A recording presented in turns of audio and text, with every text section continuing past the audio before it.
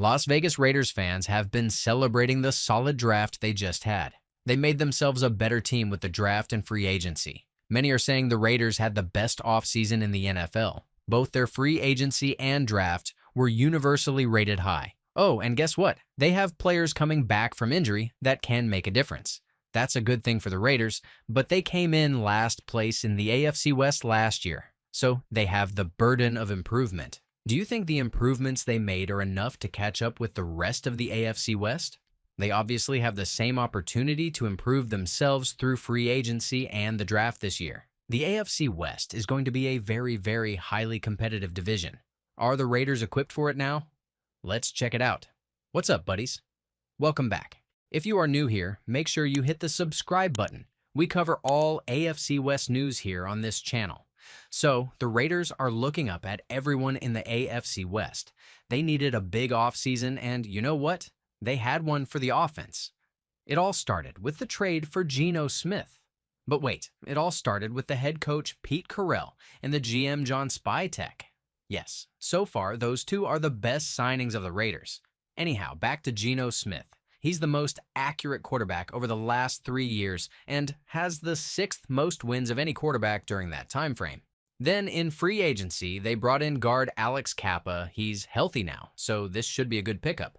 Then in the first round of the draft, the Raiders got running back Ashton Jeanty, who will make Smith even better. Smith's career passer rating out of play action is 106. In the second round, they got receiver Jack Bech, who's a dog.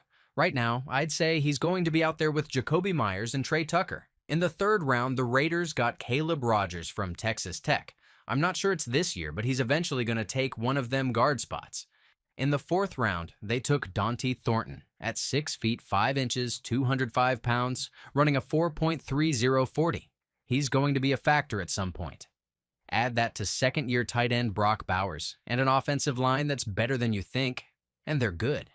Don't forget, the defense was so disappointing last year because they had so many injuries on it.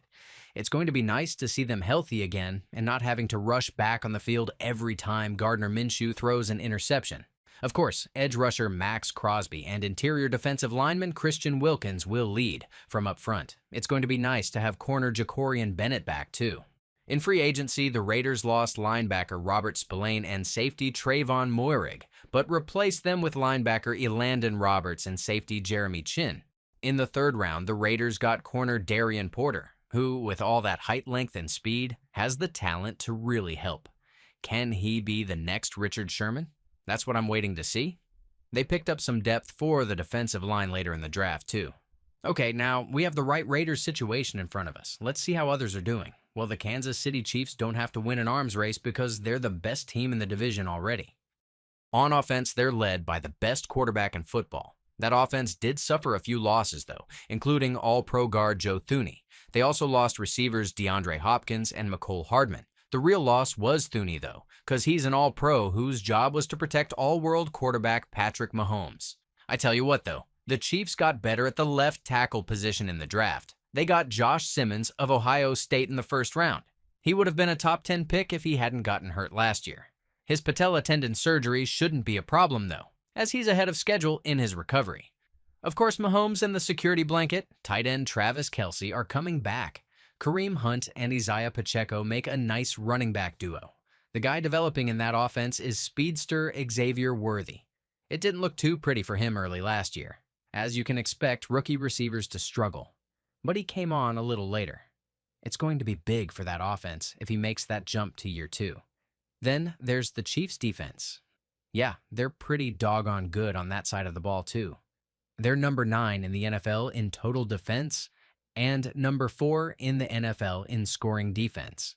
And of course, they're led by interior defensive lineman Chris Jones, edge rusher George Karlaftis, corner Trent McDuffie, and linebacker Leo Chenal are all back too. The one big loss they have is safety Justin Reed. In free agency, the Chiefs poached corner Christian Fulton from the Los Angeles Chargers to put on the other side of McDuffie. Then, in the draft, the Chiefs went ahead and decided to build depth on their defensive line. In the second round, they took interior defensive lineman Omar Norman Lott. Then, in round 3, they doubled down on it and took fellow interior defensive lineman Ashton Gillott. Building depth on the defensive line and getting another corner are going to help that defense stay good. Then we have another good team, LA Chargers, led by head coach Jim Harbaugh. They are, of course, led on offense by quarterback Justin Herbert. It's funny how he's touted as this great elite quarterback, but he's only been to the playoffs twice and doesn't have a win. Oh, and let's not act like he hasn't had a ton of talent around him throughout his career. Harbaugh has the answer, though. Don't depend on them so much. The Chargers run a whole lot more now and throw a whole lot less. You can't argue with the result from 2023 to 2024 either. The Chargers still have a ton of talent around Herbert. They have a great offensive line. Receiver Mike Williams came back to them in free agency this offseason. And in the draft, they took running back Omarion Hampton in the first round. In the second round, they took receiver Trey Harris, who just might do a little something. Slot receiver Ladd McConkey is already there too. This is a very talented offense, offensive line included. So if Herbert can't get it done this year, it's time to ask some questions about him. On defense, the Chargers were led by edge rusher Khalil Mack and safety Derwin James. They lost quite a bit of that defensive free agency though. They lost interior defensive linemen Poona Ford and Morgan Fox, and edge rusher Joey Bosa. With Mack and Bud Dupree, the Chargers are still good as far as their pass rush goes. I just can't help but wonder what they're going to do about stopping the run with all those interior defensive linemen gone. Corners Christian Fulton and Asante Samuel Jr. are gone too. Unless they had some young corners developing behind them last year, this is so not good for the Chargers defense. I tell you what though, they don't seem to be too worried about it, because in free agency they focused mainly on offensive players. Their first and second round picks were spent on offensive players too. They did finally address the interior defensive lineman position in the third round though. They got Jamari Caldwell from Oregon, then in the fourth round they got edge rusher Kyle Kennard from South Carolina. That's just building depth on the defensive line though. We'll see what happens. Next is the third place Denver Broncos.